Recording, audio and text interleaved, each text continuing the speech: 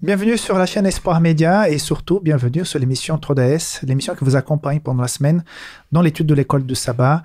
Comme vous le savez, ce trimestre, nous parlons de la Genèse, après donc Deutéronome, après Hébreu. Nous revenons donc dans l'Ancien Testament, dans le Pentateuque. Et depuis la semaine dernière, nous avons donc commencé ce nouveau chemin. On a parlé donc de la création et aujourd'hui, nous attaquons ce deuxième chapitre à propos donc de la chute, donc ce terrible moment. Mais avant d'entamer les discussions, je voudrais tout d'abord vous inviter à vous abonner à cette chaîne pour que vous puissiez recevoir régulièrement nos contenus et que vous puissiez aussi partager avec des amis, des connaissances et surtout, si vous le pouvez, on vous invite à nous soutenir financièrement pour que nous puissions produire davantage à travers de notre donor box qui s'affiche maintenant. Je voudrais donc avant toute chose présenter mes invités. J'ai à ma gauche, donc honneur aux dames, Emmanuel Studer. Comment ça va? Ça va bien, merci. Très engagé au niveau de ton église à Lausanne. On fait ce qu'on peut, on se met au service, voilà. Et aussi très engagé dans la vie associative en général. Hein? Tout à fait. Ouais, très bien, merci de ta présence.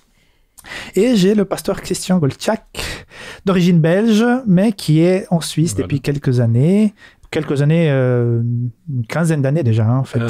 13 ans. 13 ans. Qu'on est en Suisse. Ouais. Très bien. Et tu es actuellement pasteur c'est une nouveauté en Suisse romande, 3 églises. Mm-hmm. On n'est pas habitué à avoir un pasteur qui a autant d'églises. Donc, l'église de Delémont, de Bienne et de Neuchâtel. Donc, tu es dans l'arc jurassien. Donc, je m'ennuie pas. Ça, c'est sûr. C'est le moins qu'on puisse dire. Donc, passionné aussi de la Bible. Oui, absolument. Hein. Mm-hmm. Quand on fait la théologie, on est passionné de la Bible. Exactement. Et quand on ne le fait pas, aussi. Oui, voilà. Mais tu as aussi étudié la théologie. Moi, j'ai fait théologie, oui. Ah, d'accord. Donc, voilà, mes amis, la théologie nous passionne. C'est notre dada en commun, peut-être. Et donc, c'est avec grand plaisir que nous allons entamer le thème d'aujourd'hui. Donc, 3DS commence maintenant.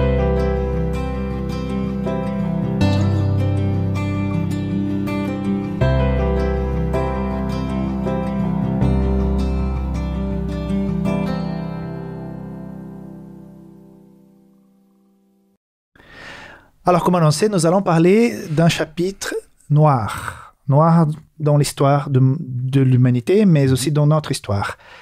L'entrée du péché. En fait, nous n'étions pas programmés pour vivre ce que nous vivons actuellement. Dieu, quand il avait planifié l'être humain, il avait planifié quelque chose de beau, quelque chose de... Comme il a dit dans la création, une fois qu'il a créé, il a dit que c'était très bon.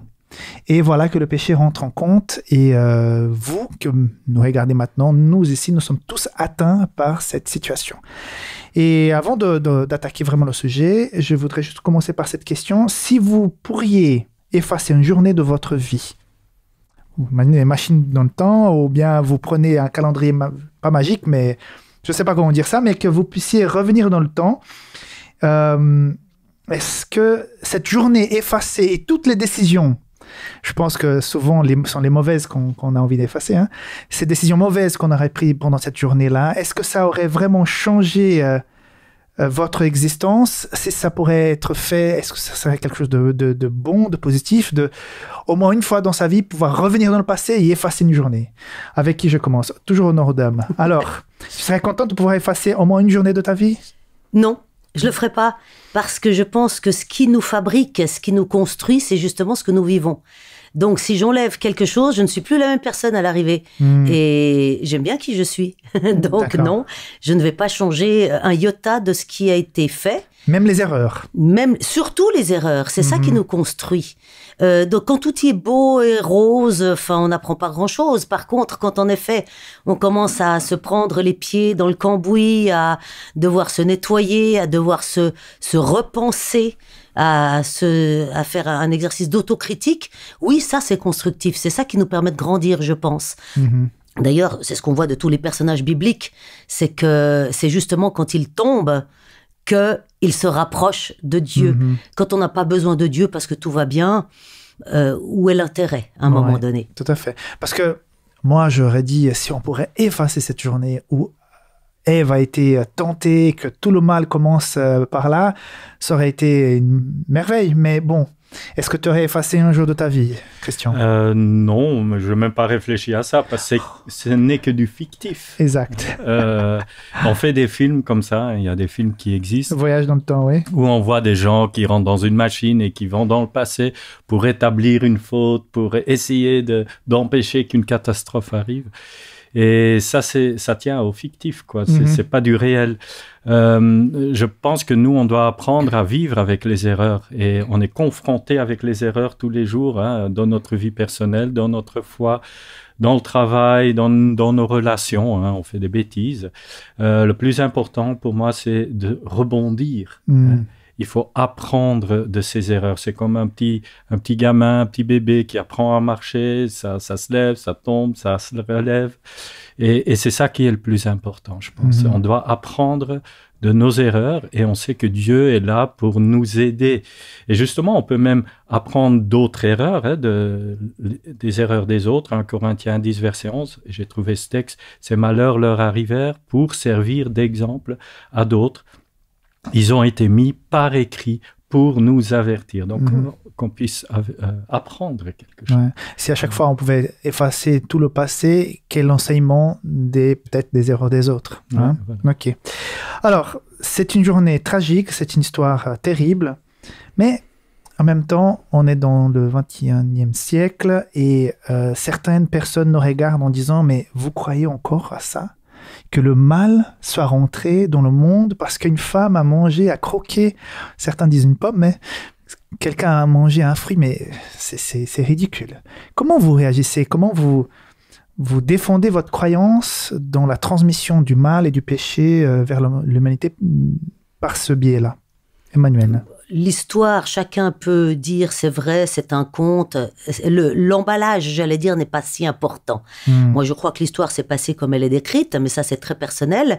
L'emballage n'est pas important. Ce qui est important, c'est qu'est-ce qui ressort de cette aventure. Et ce qui ressort de cette aventure, c'est un trait de caractère humain qu'on retrouve encore aujourd'hui. Donc, c'est pour ça que j'y crois. C'est qu'on se prend tous pour ce qu'on n'est pas. Et c'est ça, justement, la phrase qui tue. Vous serez comme des dieux. Et c'est pour ça qu'il y a eu cet acte de défiance vis-à-vis de l'ordre de Dieu, de prendre quand même ce fruit. C'est parce que, ça n'allait pas nous faire de mal. Et surtout, ça allait nous rendre comme des dieux. Or, quel est le grand problème de l'être humain, tant à un niveau planétaire qu'à un niveau tout simplement ridicule de ma propre personne, c'est que chaque fois que je juge ou que je critique mon voisin, je me prends pour ce que je ne suis pas. Parce que si face à Dieu, nous sommes tous égaux devant Dieu et voulu comme créature, comme vis-à-vis de lui, c'est ce qu'on a vu justement dans ce premier chapitre de la création, eh bien, si je me prends pour Dieu, je me prends pour ce que je ne suis pas, et c'est ça qui va me faire déborder et qui va me faire écraser mon prochain. Donc, cette petite phrase-là fait que cette histoire est totalement d'actualité, même tant de milliers d'années après. D'accord. Pas de gêne, Christian, pour croire à cette histoire de transmission de péché? Oui, c'est une histoire assez simple, comme tu dis. Et justement, fin d'année passée, j'ai eu une discussion avec quelqu'un qui a grandi dans une famille chrétienne, qui venait à l'église, très actif à l'église. Et il m'a dit à un certain moment, aussi avec le Covid et tout ça, moi, je ne crois plus. Je ne peux plus croire dans la Bible. Et citer justement aussi cette histoire de la création, c'est trop simple, c'est trop simple pour pouvoir y croire. Et alors, croire, on n'y était pas, on n'a rien vu, cela nous est rapporté. Et on parle de la Bible, c'est la vérité, c'est la parole de Dieu. C'est une question de foi, il faut y croire. Hébreux 11, verset 1, une démonstration de celle qu'on ne voit pas. La foi, c'est ça. Et je pense c'est ça, même au 21e siècle, on doit continuer à croire, même dans la création. Et moi, souvent, j'ai l'impression que c'est plus difficile de croire en rien du tout. Ou dans le hasard. Il y a les gens qui parlent du hasard, de l'évolution. Et eux, ils vont dire, oui, le mal a commencé à exister à cause du survival of the fittest. C'est pour survivre qu'on va tuer l'autre ou qu'on va faire du mal. Moi, je trouve que justement, la Bible nous donne quelque chose de raisonnable pour nous montrer justement d'où vient le mal. Et que ce n'était pas prévu comme ça, que c'était quelque chose qui était universel, que cela a commencé autre part et que c'est venu sur notre terre. Mais je pense, en plus, j'ai noté ça, le plus important, c'est que la Bible nous donne aussi une solution pour s'en sortir. On subit aujourd'hui, même si on n'y croit pas, la Bible nous donne une solution pour s'en sortir. Tu complètes donc la réponse d'Emmanuel, parce que, comme elle a dit, l'histoire en soi, ok, elle y croit, mais voilà, le plus important, c'est ce qui en ressort. Et là, tu mets l'accent sur comment s'en sortir. Donc, il y a une solution pour s'en sortir. Donc, oui, moi, personnellement, je crois aussi au récit, mais comme vous dites, effectivement, le plus important, c'est les clés pour pouvoir s'en sortir. Mais je voudrais m'attarder maintenant sur les deux éléments qui sont proposés, qui font un certain écho dans le cœur d'Ève. Quand donc je suis dans le chapitre 3, verset 4, le serpent dit alors à la femme, « Vous ne mourrez absolument pas. » Verset 5, « Mais Dieu sait que le jour où vous en mangez, vos yeux vous s'ouvriront et vous serez comme Dieu. Vous connaîtrez le bien et le mal. » Donc, on voit là ces deux propositions par rapport à la mort, hein, et puis le fait d'ouvrir un peu l'esprit. Comment est-ce qu'on a hérité aussi de cette tendance de voir vivre ces deux propositions de Satan? Comment aujourd'hui encore, malgré 6000 ans de cette tragédie, nous sommes encore affectés par cette proposition de Satan? On le voit déjà dans la science d'aujourd'hui, dans les crèmes de beauté, dans le déni total que nous avons du vieillissement et donc de la mort qui est la suite du vieillissement. Donc on voit bien que après tant d'années, l'être humain continue à être dans ce déni de se dire effectivement je ne mourrai pas, je ne veux pas mourir, j'ai cette petite flamme d'éternité, je vais pas mourir. Donc on donne raison à Satan qui dit vous ne mourrez pas. Il y a même la cryogénisation. Enfin, on a inventé des trucs juste complètement hallucinants, juste pour ne pas mourir. Donc on est dans le déni de cet état de fait que si je coupe le lien avec mon Créateur qui est source de vie, je n'ai plus accès à la vie. Dès le moment où je n'ai plus accès à la vie, tôt ou tard, il y a la mort. Ça, c'est indéniable. Évidence, ouais. Mais l'homme continue à être dans le déni complet de cela, et de se prendre pour ce qu'il n'est pas. Parce que nous sommes des apprentis sorciers dans quantité de domaines, que ce soit la science, que ce soit plein d'autres domaines aussi, où on veut absolument tout savoir, on veut découvrir, et on est capable, comme vous le disiez tout à l'heure, de dire des choses absolument monstrueuses, où pour moi, il me faudrait vraiment un acte de foi extraordinaire pour y adhérer. C'est qu'on existe depuis des milliards d'années, que c'est un pur hasard si les petites cellules, à un moment donné, sont mises ensemble, et on fait la vie. Et après, l'évolution, l'adaptation, je trouve ça très... il faut avoir beaucoup, beaucoup de foi, je crois, pour adhérer à ce genre de théorie. Mais voilà, l'être humain veut à tout coup se prendre pour Dieu et être dans le déni de cette vérité que dès le moment où on a rompu avec Dieu, on en avait le droit, puisque Dieu nous a laissés libres, mais il faut assumer. Or, on n'assume pas.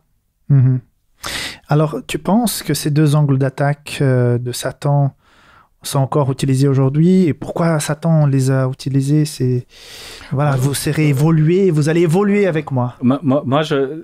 Satan, il est assez intelligent. Nous, on connaît la mort. On connaît la mort, on connaît le mal. Ève, elle ne connaissait pas ça. Et donc, il porte l'attention sur l'inconnu. Et si on doit parler de micro aujourd'hui, toi, sans doute, tu as beaucoup de connaissances là-dessus. Moi, je connais rien. Donc, si on doit avoir une discussion, moi, je vais pas pouvoir dire grand-chose. Je vais pas pouvoir défendre ma cause parce que je connais rien. Et il fait ça ici avec Ève. Il l'emmène sur un terrain inconnu. Mais en même temps, en faisant ça, il ouvre l'intérêt pour l'inconnu. Et c'est là où il va dire, tes yeux vont s'ouvrir, vous serez comme des dieux. Et il place là un grand cadeau, hein, un grand paquet avec un beau nœud devant. Ah, qu'est-ce qu'il y a à l'intérieur? C'est la surprise. Et ça, c'est la tactique de Satan, ouvrir cet intérêt. Et on voit ensuite chez Ève, dans le verset 6, que cet arbre devient bon, plaisant et désirable. Hein, tout d'un coup, c'est waouh, beau cadeau. Et je vais goûter à ça. Après, le diable ou le mal joue toujours là-dessus, hein, sur le mal. Même dans les religions, on va parler de l'immortalité. Hein, le paradis. On meurt pas, on meurt aujourd'hui, mais on est tout de suite dans le paradis et tout ça. C'est toujours ce mélange il y a une certaine vérité derrière, c'est juste, on parle de paradis, dans la Bible on parle de paradis, mais ce n'est pas encore aujourd'hui, ça viendra, hein, on dort quand on meurt aujourd'hui. Ensuite, je pense que ce qui est intéressant aussi, c'est que quand Ève, elle va parler avec le serpent et elle va dire, oui, Dieu a dit de ne pas manger de ce fruit, elle va tout de suite rajouter quelque chose que Dieu n'a jamais dit, c'est de toucher. De ne pas toucher. Hein? Alors, je trouvais bien, parce que j'avais vu ça dans des écrits juifs, ils disent que le serpent, quand elle aurait dit ça, on ne peut pas toucher, il aurait poussé Ève contre l'arbre pour qu'elle touche. Et pour dire ensuite, voilà, t'as touché, tu meurs pas. Et Satan avait raison. Elle a mangé du fruit, elle n'est pas morte. Pas morte tout de suite. Ouais, entre guillemets, oui. Donc ça, c'était l'inconnu pour Adam et Ève, c'était l'inconnu. Et ça, c'est cette tactique. En t'écoutant, j'ai vraiment l'impression que Satan fait la même chose. Il met des jolis paquets sur des choses qui, à la fin, seront vraiment une catastrophe. Par exemple, je connais quelqu'un qui va se divorcer parce que le collègue de travail est beaucoup plus intéressant et elle commence à sortir toutes les qualités que ce collègue de travail a par rapport à son mari actuel. Et ceux qui sont autour d'elle voient qu'elle est dans un monde parallèle, quoi. Elle est complètement à côté de la plaque, mais elle a embelli son projet personnel et elle va laisser mari et enfant pour partir sur quelque chose d'autre. Donc, un exemple très classique de comment le Satan peut emballer certaines choses qui, à la fin, ne vont pas apporter bénéfice.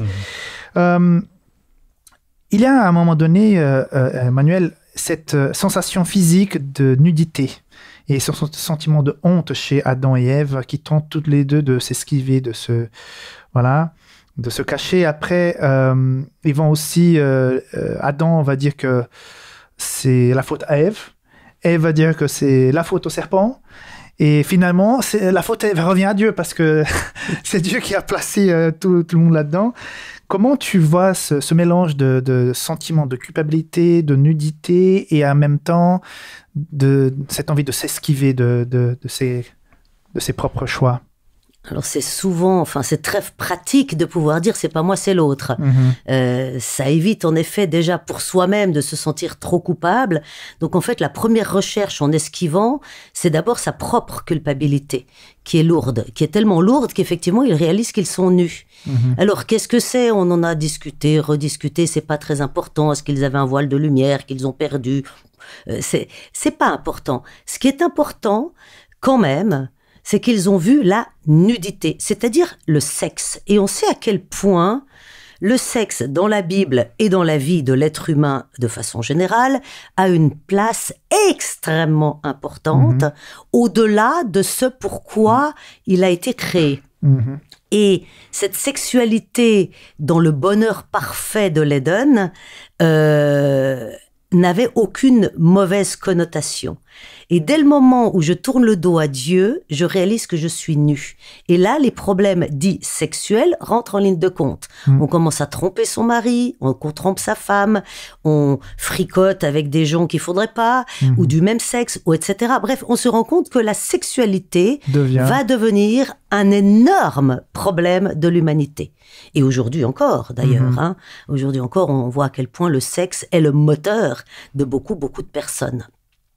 Donc, cette sexualité, cette nudité, c'est la découverte du sexe. C'est la découverte, en fait, d'un accessoire qui devait embellir l'union des deux êtres à l'image de Dieu.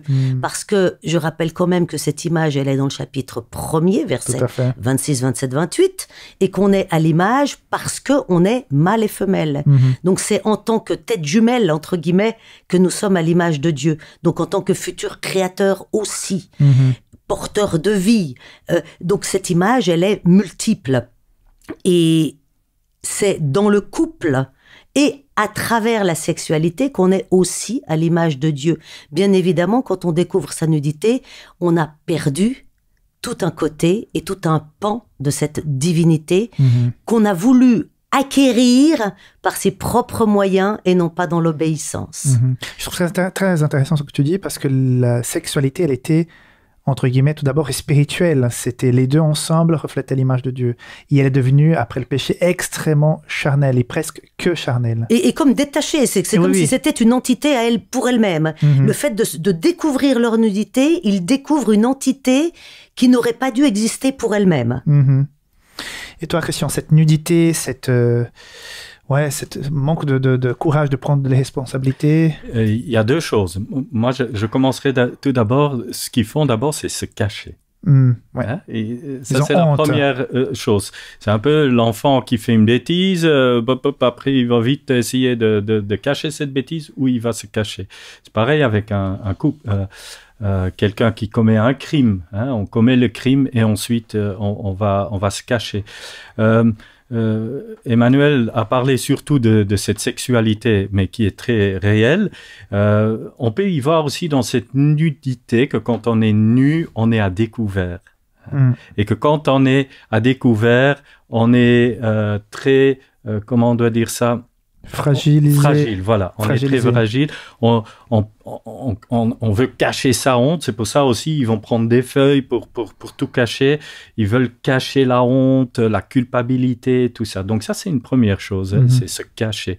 Et ensuite, on a cette deuxième chose, c'est repousser la faute sur l'autre. Et ça, c'est typiquement humain aussi. En psychologie, on appelle ça faire de la projection. Hein? Et ça, c'est très facile de faire ça. On voit qu'Adam et Ève le font. Et qu'Adam, il va même très loin parce qu'il accuse Ève, mais en même temps, il accuse presque Dieu, hein, parce qu'il dit « la femme que toi, tu m'as donnée ». Donc, ça va très loin. Et ouais, j'aimerais lire là un passage que j'avais trouvé, que quelqu'un a écrit, que je trouvais intéressant. « Être coupable, c'est se rendre fragile aux yeux des autres et de nous. » Se remettre en question est donc difficile. On est pris en défaut dans ces moments-là et notre image de nous est altérée. Il faut alors endosser la responsabilité. Mais pouvons-nous nous décevoir nous-mêmes? Nous préférons alors que cela soit la faute du voisin pour nous économiser des pensées douloureuses et une mauvaise estime de soi. Donc, ça, c'est typique humain. Et c'est ce que le mal essaye aussi. C'est l'orgueil, repousse la faute sur quelqu'un d'autre. Toi, tu n'as rien fait de faute, hein, de faux, donc c'est bon. Par contre, la Bible nous enseigne complètement le contraire. L'humilité, avoue tes fautes et remets tes fautes dans les mains du Seigneur. Et c'est lui qui va pouvoir te relever et c'est avec lui que tu vas pouvoir avancer et évoluer. Et ça, je pense que c'est ça le plus important. Exactement. Dans le chapitre 3 encore, verset 15, il est dit ceci, c'est une prophétie. « Je mettrai l'hostilité entre toi et la femme, entre ta descendance et sa descendance. Celle-ci t'écrasera la tête et toi, tu lui blesseras le talon. » Donc, on voit toute l'image de l'Église, Satan, persécution. Mais en tout cas, cette prophétie dit tout de suite que la tête sera écrasée. Donc, ça veut dire quoi? Quand on écrase la tête d'une bête, c'est que on est mort. Elle est morte. Hein? Alors, Satan, il connaît cette prophétie. Ça a été dit depuis le départ. Il connaît sa fin. Et ma question, c'est un peu subjective. Hein? Pourquoi Satan s'en prend autant encore et encore à la créature, à l'être humain, tout en sachant que sa fin est certaine? Pourquoi il y a pas un arrêt sur de toute façon, bah, c'est fichu, j'arrête d'embêter tout le monde. Non, il va jusqu'au bout. Et chaque être humain ressent dans son cœur, dans son esprit, cette guerre, cette bataille. C'est le plus grand champ de bataille, c'est pas en Ukraine en ce moment, c'est dans le cœur de chacun. Pourquoi Satan persiste autant? Emmanuel? Parce qu'il y a quelque chose qui nous échappe complètement, c'est ce fameux grand conflit. C'est-à-dire qu'on oublie trop souvent que Satan ne fait que du copier-coller de ce qu'il vit lui-même. Satan aurait bien voulu avoir la place de Jésus-Christ, d'être vraiment à la place de Dieu, à la droite de Dieu, d'être un peu Dieu, participant à la nature divine. Or, il ne l'est pas. Il est une superbe créature, mais créature. Et c'est pas pour rien que dans le conflit cosmique, dès le moment où on est dans un état de guerre, le nom de Jésus-Christ est Michael. Et Michael est une question. C'est-à-dire que rien que par son propre nom, lorsqu'il combat le malin et le mal, eh bien, il lui pose une question. Qui est comme Dieu? Point d'interrogation.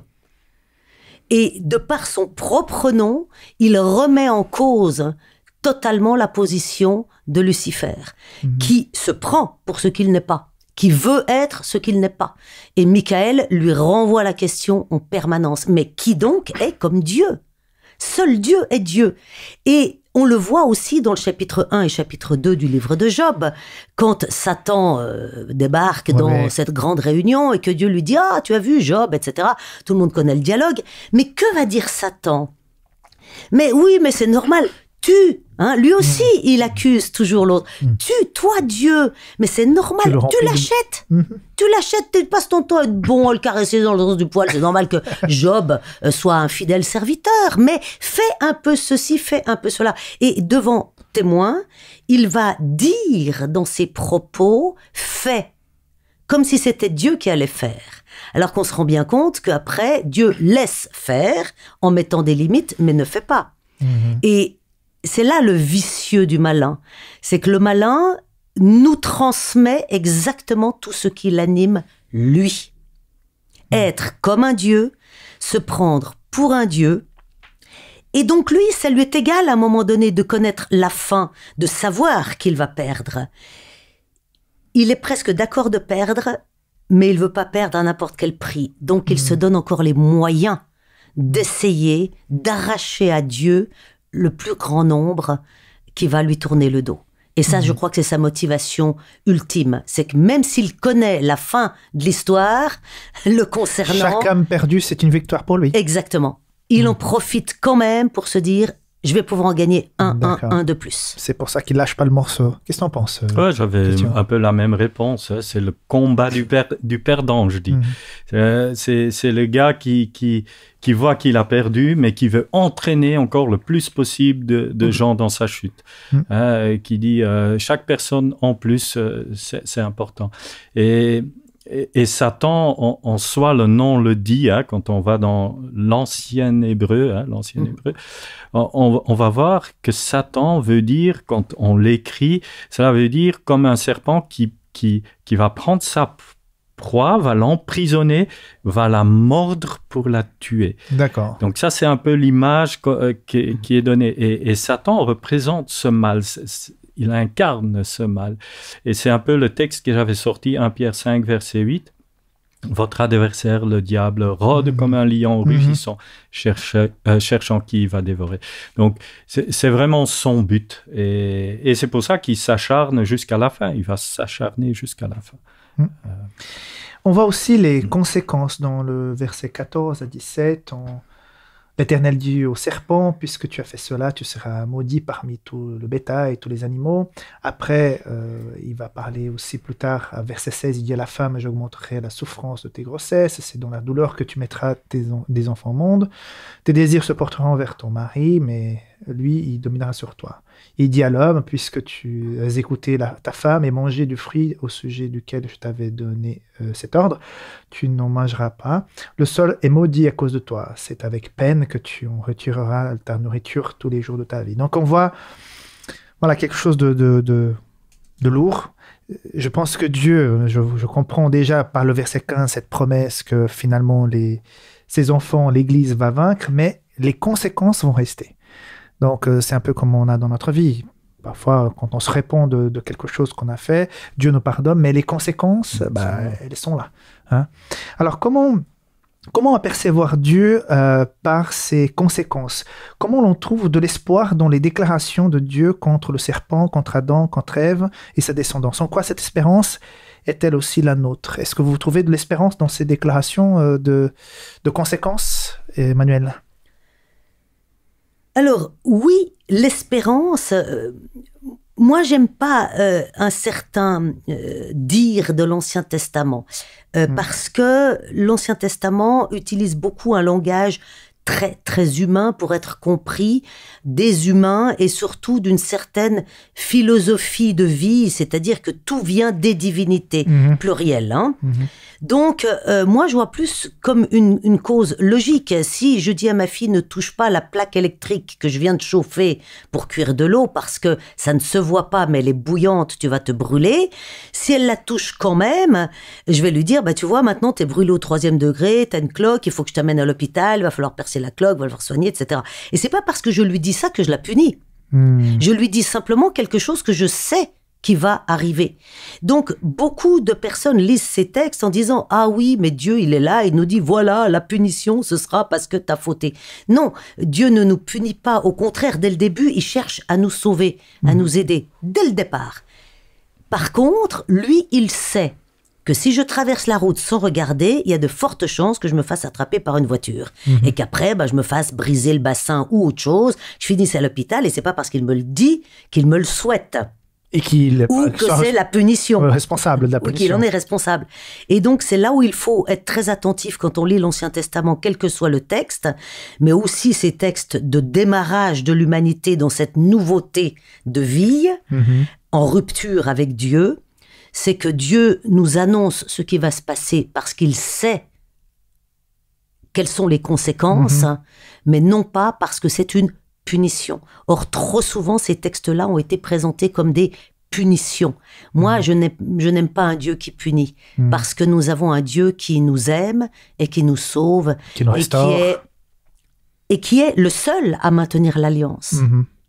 Nous, il n'y a que lui qui fait alliance. Mais il fait alliance. Et je constate dans ces récits, avant qu'Ève puisse prendre ses décisions, Dieu l'avertit. Avant que Caïn puisse, plus tard, on verra, puisse toucher à son frère, Dieu dit, écoute, il y a quelque chose de mauvais dans ton cœur. Donc, c'est Dieu qui avertit toujours. Donc, tu penses que ces conséquences liées au péché sont à quelque part quelque chose de positif pour nous? Oui, moi, ce que j'aime voir dans ce récit Genèse chapitre 3, c'est surtout les choses positives. Et c'est tout d'abord Dieu, quand le péché est commis, Dieu, il fait quoi? Il part à la recherche et il appelle l'homme. Ça, c'est première chose positive. Il ne laisse pas à l'abandon. Deuxième chose, ce qu'on a vu là tout à l'heure, ce que tu as lu, c'est Genèse 3, versets 14 et 17, la malédiction sur Satan, malédiction sur le sol, pas sur Adam et Ève. Dieu, il dit, voilà, vous allez porter les conséquences du mal sur cette terre. Et Ève est touchée dans la vie, surtout la vie intérieure, ça c'est intéressant, on ne va pas développer ça maintenant. Et Adam, il est aussi touché dans la vie, mais surtout la vie extérieure. Ça c'est un deuxième point, donc pas de malédiction. Troisième chose, on a cette prophétie, d'écraser la tête. Déjà là, Dieu annonce comme presque impatient déjà de le dire tout de suite. Vous inquiétez pas, ça va. Ne vous inquiétez pas, j'ai déjà tout prévu, il y a un plan. Et dans cette semence de la femme va sortir le Messie. C'est lui qui va écraser la tête. C'est ce qu'il a fait à la croix. Et quatrième chose dans ce chapitre, ce que j'aime bien, c'est au verset 21, c'est où Dieu va sacrifier des créatures, des animaux qui étaient parfaits, qu'il a créés, il va les tuer. Il y a un sacrifice, il y a du sang qui coule, et ces peaux vont servir à couvrir. Aussi, déjà de nouveau, une belle image de Dieu et de Jésus qui allait venir, qui allait se sacrifier et qui allait couvrir nos péchés. Je pense que c'est les 4 choses importantes à voir. Très bien, bon développement. Nous avons la tendance parfois à penser que la connaissance comme quelque chose toujours positive. J'ai même quelqu'un qui dit Une connaissance qui dit je veux tout essayer pour savoir si c'est vraiment bon ou pas. Bon, je crois que c'est assez limite. Est-ce que avoir plus de connaissances est de toute façon positif? Est-ce que ça vaut vraiment la peine d'aller toucher et goûter à tout? Qu'est-ce que nous devrions éviter? Est-ce qu'il y a une limite à cette envie de... Parce que aujourd'hui, avec Internet, on a accès à beaucoup, beaucoup d'informations, mais je me demande parfois si toutes ces informations sont utiles et font vraiment grandir. C'est comme Paul qui disait que tout est possible, mais tout n'est pas utile.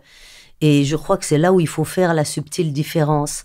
En théorie, on pourrait avoir accès à tout et n'importe quoi et connaître tout et n'importe quoi. Maintenant, en quoi cela m'est utile? Et on se rend compte qu'à contrario de tester certaines choses, ce n'est non seulement pas utile, mais handicapant. Je pense aux addictions, par exemple. On peut tester certaines substances et après, notre corps les réclame. Donc, oui, on a testé et après, je suis obligée d'en reprendre parce que mon corps le réclame.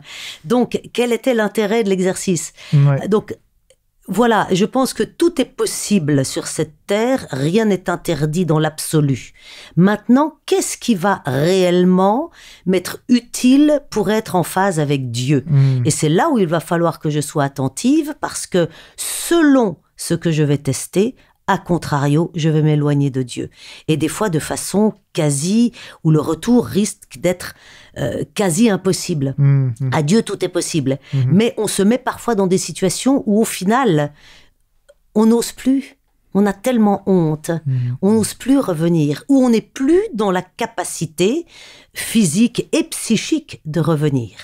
Donc, oui, soyons très attentifs à ce que nous goûtons et à ce que nous testons.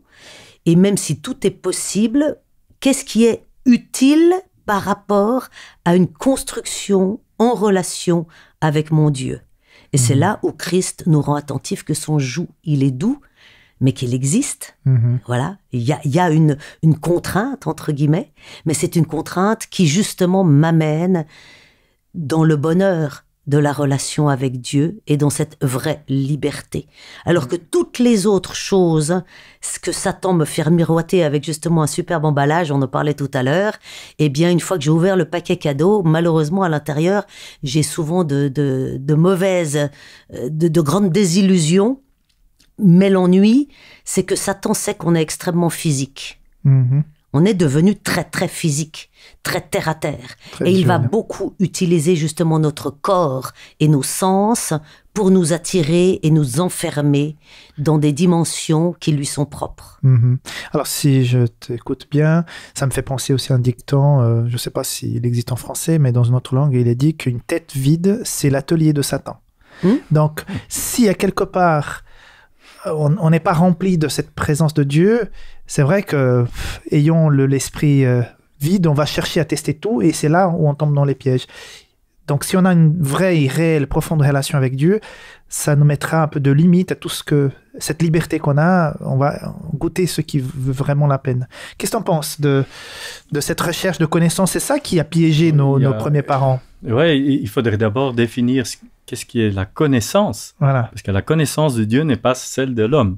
Et on peut avoir une tête vide, donc Satan peut remplir avec plein d'autres choses, mais aussi on peut avoir la tête trop pleine et qu'on n'a plus de place pour la connaissance de Dieu. Et c'est un peu la connaissance du monde, c'est de la folie aux yeux de Dieu. Il y a un texte qui dit ça. Et j'avais trouvé ce texte dans Proverbe qui dit « La crainte de l'Éternel est le commencement de la science ou de la connaissance. » De la sagesse. Et on voit qu'on fait une grande distinction. Et c'est ça le plus important. Il y a aussi un texte dans 1 Corinthiens qui dit que la connaissance, c'est le début de l'orgueil. On peut avoir plein de connaissances, penser avoir plein de connaissances et mettre Dieu de côté. Et aujourd'hui, et tu as commencé tout à l'heure en posant la question en disant, voilà, aujourd'hui, il y a plein de connaissances. Et elle est accessible à tout le monde. Avec l'ordinateur, avec le Natel, Internet, partout, on peut y aller. Et aujourd'hui, on a un grand problème. Parce que tous les gens vont sur ces réseaux et on ne sait plus ce qui est vrai et ce qui n'est pas vrai. Et c'est ça le danger. Et j'aimerais peut-être terminer avec un témoignage. Une jeune femme m'a appelé l'année passée au téléphone et elle a discuté avec moi, c'était par rapport aux vaccinations, Covid et tout ça. Et je l'ai ressentie très anxieuse. Et je lui ai dit ça aussi au téléphone. Et elle a dit oui, effectivement, elle savait plus si elle devait quitter la Suisse ou pas, etc. Et finalement, on s'est rencontrés et elle m'a fait comprendre qu'elle était tout le temps aussi sur Internet en train de regarder tous ces vidéos faites attention, danger, complot, ci et ça. Et à un certain moment, je lui ai dit, mais arrêtez de vous nourrir de ça. Je dis, le plus important, c'est la parole de Dieu, c'est la bonne nouvelle. Et c'est ça qui va vous tranquilliser. Et elle a arrêté. D'accord. Oui, elle a arrêté, elle a enlevé tous ces trucs-là et elle regarde plus là. Et elle me l'a dit maintenant plusieurs fois parce que je donne des études bibliques et elle m'a dit « Ah oui, j'ai trouvé une je suis sereine maintenant. Oui, beaucoup plus qu'avant d'aller regarder. Oui, on peut se nourrir avec plein de choses, mais est-ce que c'est bon? Non, pas tout le temps. Et nourrissons-nous avec les bonnes choses, c'est la crainte de l'Éternel. Oui, je voudrais juste conclure avec aussi ces pensées que je retrouvais dans un autre document. Comme eux, Adam et Ève, nous avons développé une conception erronée du Créateur. Nous en avons peur et nous en dissimulons derrière nos façades religieuses, à l'image des hypocrites comédiens qui ont accusé et fait tuer Jésus pour son autorité et son authenticité qui attiraient les gens à lui, frustrant leur soif de pouvoir et de gloire. Lorsque nous projetons nos erreurs sur les autres, nous persistons dans ce choix de devenir comme des dieux en adoptant l'attitude d'accusation du diable, du serpent. Lui aussi choisit l'usurpation, mais il s'est figé dans sa prise de pouvoir. Par contre, l'humain, dans sa condition limitée, peut se repentir. D'un amour infini, Jésus nous interpelle. Où en sommes-nous donc? Seule la grâce du Père nous libérera. Jésus écrase la tête du séducteur, fera cesser son règne de façade, établira un règne d'authenticité. En fait, il souhaite déjà régner sur nous. Maintenant, c'est à nous de dire si nous voulons nous cacher, accuser l'autre, nous remplir de toutes sortes d'informations qui vont nous rendre peut-être, entre guillemets, plus savants, mais peut-être ignorants de Dieu, de la foi, de cette relation et cette connaissance qui donne un sens. Je ne sais pas si vous avez un dernier mot concernant ce chapitre 3, cette expérience. Quel conseil, quel message dernier vous voudriez partager avec nos auditeurs, Emmanuel? Qu'effectivement, dans le temps que j'ai à disposition dans ma vie qui passe vite, à quoi je l'utilise? Est-ce que je le remplis ce temps juste pour boucher les trous ou est-ce que j'essaie de me remplir de la bonne parole et de Christ afin qu'il puisse justement avoir cet espace en moi pour lui vivre et faire des fruits. Et tout est dans la priorité. Voilà. Quelle est ma priorité? Exact. Très bien, merci. Christian? Oui, moi je dirais la même chose. Effectivement, c'est très beau. Mais en même temps aussi de garder cette espérance et qu'on retrouve dans Genèse 3, où il y a justement le mal qui est apparu et c'est la catastrophe pour le monde entier. Mais justement, là-dedans, on trouve l'espérance en Dieu. Et de rester dans cette humilité et d'avouer nos fautes et d'essayer de nous relever à chaque fois avec le Seigneur et d'avancer. Très bien, bon, vous avez compris, le péché existe, il y a eu la chute, mais il y a tout de suite aussi ce message d'espoir, donc on va s'en sortir, par la grâce de Dieu, nous allons nous en sortir, donc merci beaucoup de nous avoir suivis, je vous invite encore une fois à vous abonner à cette chaîne, à de partager ce contenu à d'autres personnes qui pourront être enrichies par rapport à ce message qui a été partagé ici, et n'oubliez pas peut-être de faire un don sur DonorBox pour pouvoir soutenir notre ministère, et je vous donne rendez-vous la semaine prochaine pour la suite avec la leçon numéro 4, donc merci, leçon numéro 3, pardon. Merci beaucoup et à la semaine prochaine, merci mes amis, au revoir. Merci, au revoir.